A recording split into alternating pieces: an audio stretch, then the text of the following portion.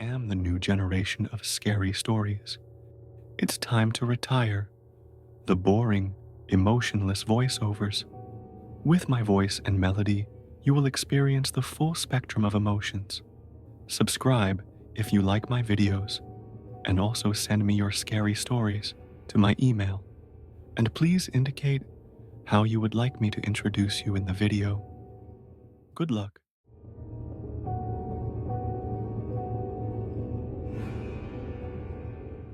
Okay, I never really post anything on Reddit, mostly just reading. So please excuse me if I do or say anything that isn't common courtesy here.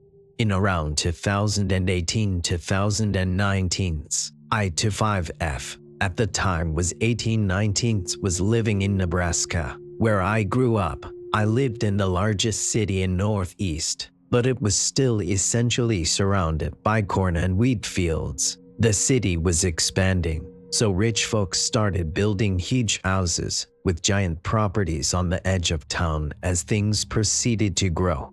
All of that being said, I had a good friend whose parents' house was one of those big ones right on the blurring line between the fields and the city. My friends and I were constantly hanging out at his place because it was fun. They had tons of property to ride for XFOURS on, a hot tub, a huge living room for us to watch sports and have reality TV binge sessions, and so on. Plus his parents were super cool, and we could drink out there as long as we stayed at the house. It was tons of fun, even though I was divided by I'm quite scared of the dark, so I would just not go outside after a certain time, because there was little lighting and the nearest neighbor was about a mile away. I always felt a weird energy driving divided by from his place if it was late at night, but never had anything happen until one night. The drive out, there was a long winding two-way road that had fake trees on both sides, and you pass one of the city's largest cemeteries on the way. Barely any lighting, of course, besides the street lamps every once in a while, and very little traffic. It's all inherently a bit creepy, and I'll admit to having sped through this section of road many times to get through it as quickly as possible. This specific night was perfect spring weather, so I was driving with my windows down listening to music, and it was around 10 p.m. I was coming around one of the curves in the road when I had to essentially slam my brakes on. Right in front of me in the middle of the road, maybe 50 yards away, was what looked like a family. Again, picture a completely pitch black road with thick forest on both sides and only my headlights to show what's in front of me. This was a family of 3-4, a tall, slim woman, an average height divided by weight man, a child, short hair but couldn't tell the gender based on the clothing, and couldn't see their face, maybe around 8 years old, and the mother was pushing a fucking stroller. Their clothes looked normal, not tattered but not nice. They also were not carrying any kind of light source, meaning before I arrived behind them in my car, they had been walking in the pitch black. They were all facing away from me, walking completely silent in the middle of the street, the same direction I was heading. I had turned my music down to hear if they were speaking, had music playing, and so on. They didn't. The hairs on my arms immediately stood up. I came to a stop in the road behind them, obviously, and just sat there for a moment to let them move. They seemed to be completely unaffected by me and didn't even turn their heads slightly, nor did they attempt to move out of my way. I literally thought I was going insane, or that I was dreaming. It was so surreal. Before I really had time to fully process and register what I was seeing and how truly strange it was, they all, at the same time, stopped walking and very slowly turned to face my car. This scared the absolute shit out of me. I honestly didn't even give myself enough time to look at their faces as they turned. I immediately threw my car in reverse and sent it backwards for probably a full 20 seconds before flipping a U-turn, nearly running myself off the road and booking it the other direction.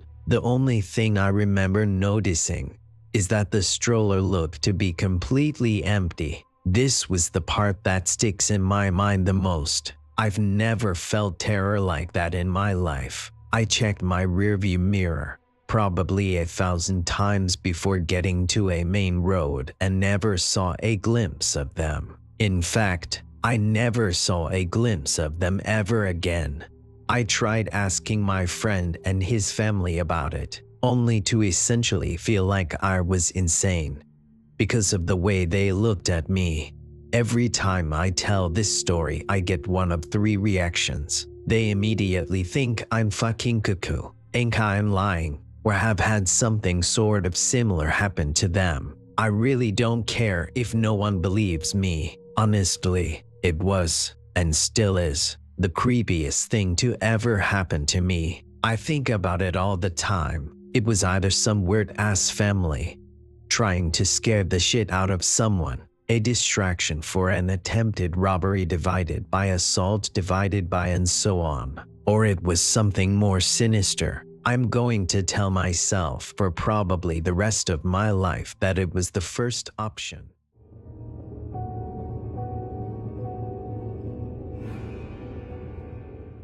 This happened maybe around 2015, 2016. I was a preteen young teenager at the time. I still have no idea what can explain this, and I've told many people about it. I grew up with very strict parents who often grounded me and enjoyed waiting until holidays or any such day I was excited for. This time I had been grounded for the entirety of Christmas break, meaning no presents, no electronics, no friends divided by going out, and so on. My parents had invited friends over during one of these nights. These friends brought their two dogs over to play with our family dog. The adults had decided to go out. I don't remember what for, some party or something. Either way, since they weren't coming back until next morning, I was tasked with watching and caring for the dogs. I, of course, used this opportunity to watch the TV downstairs in the living room with the dogs. Obviously, since it was Christmas time, our house was decorated. Most notably were these sort of fragile plastic or glass fake candles on each window, plugged in to light up. So I was laying on the couch, watching TV with all three dogs snuggled up around me. But every few hours they'd all leap off the couch and start barking endlessly at the front door right beside the living room. The first time, I had gone over to the window next to the front door to see if my parents and their friends were pulling into the driveway early, or if maybe a neighbor came by, or a wild animal in the yard, and so on. Nothing. So I ushered the dogs back to the couch, relaxed, and it was fine. But it kept happening over and over again. I don't remember exactly how many times the dogs did this, but at the last time, I had gotten up to calm them down again. I noticed they were angled slightly more to the window with a candle than the door this time. I was intending to peek out the window to see if something was there, but as I did so, the candle was suddenly torn out from the socket in the wall and broke against the wall behind me. The dogs erupted in more panic. I had no idea what to do and ran upstairs with them following. I don't exactly know what my plan was here. If this happened nowadays, I'd most likely go outside or go to a neighbor. But regardless, I locked myself and the dogs in my bedroom upstairs until I eventually fell asleep. The next morning, my parents returned and I got in trouble for breaking their decorative candle. They'd never believe me if I told them what happened, and I'm honestly still confused. I think it's something paranormal, but I'll never know fully.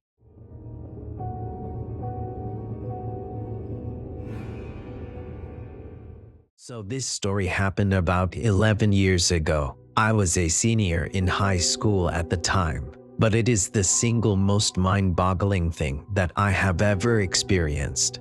It's also important to note that it happened in mid-December. I am from Iowa, and the winters here get cold at night. Like if you get stuck outside, you will die kind of cold. That plus the snowfall makes everything dead silent. You can hear anything and everything inside the house and even immediately outside of it. Well, me and my best friend were hanging out in my family's walkout basement, just having a boring winter night playing video games. We were also the only ones home. The reason it was just us is because my mother went from work straight to a bar to grab a few drinks with coworkers. So me and my friend thought it would be a good idea to break into the family wine and live a little. As we were sitting there opening up the first bottle, I hear the door to the garage open and slam shut. I immediately go, oh shit, and start looking for places to hide the bottle. My friend then says, I thought you said your mom was supposed to be out all night. She was, I replied. I then heard a few heavy stomps and hear my mother yell out, Meow Sanbu. Anyone home? I yell back up the stairs, yup, just hanging out in the basement. I hear a few more steps move from the garage door towards the stairs, and she yells out again, can you come help me with something? I need you up here. I reply back while frantically trying to find a good place to hide the wine bottle, yup. Give me just a minute. Then there was silence for about 20 seconds. Anyone down there with you? She yelled back in a more concerned, serious tone, in a voice that was slightly off of my mother's. This was the first thing that told me something wasn't right. Our family never cared if anyone was over, as our house was a very open house to all family and friends. And the voice, it was just wrong. Like it sounded like my mother's, but it was missing something that I couldn't put my finger on. Weirded out, I replied back, just Colton. After I yelled that back to her, I found a good place to hide the bottle and began walking up the steps to the next level. Now, as I was walking up the steps, I couldn't help but feel the overbearing silence of the house and the slight electric twinge that something isn't right. When I got to the top of the steps, I look over to where the door to garage is and also the kitchen right next to it, and it's black. Pitch black. All of the lights were off, and there was no moonlight shining through any windows. I walked over to the kitchen yelling out, Mom, where are you? There was no reply, just silence and darkness. I feel the electric twinge turn into full needles, and my adrenaline kicking in full force. I have to get out of here as fast as possible. My mother was not home. I run back down the stairs, grabbing my coat along the way. What's wrong? Colton says. My mom's not home, I reply as fast as I can, looking for my truck keys. What do you mean? You were just talking with her. I could see the confusion in his face. There's no one home. We need to leave now. I took a few steps towards the back door that opens up to the yard, and then I see my dog shaking on the couch and my cat growling behind it.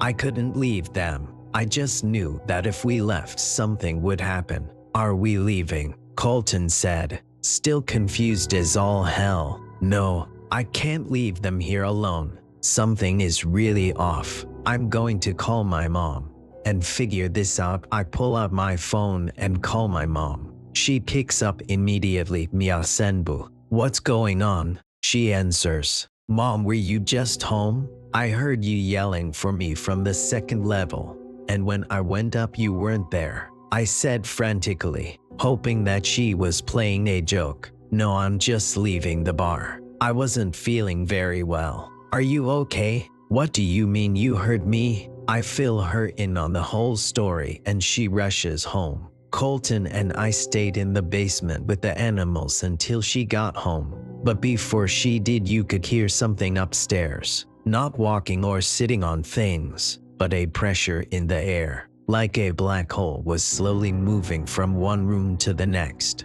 and the word that I would instinctively describe it as is hungry. When she got home, you could feel the thing leave just as quick as it came, like an overbearing predatory presence had just flown away. We still have never figured out what the hell was going on, and this is just one story of many unexplainable things that have happened to us. But this is the easiest to write down, and one that I was happy to have a witness.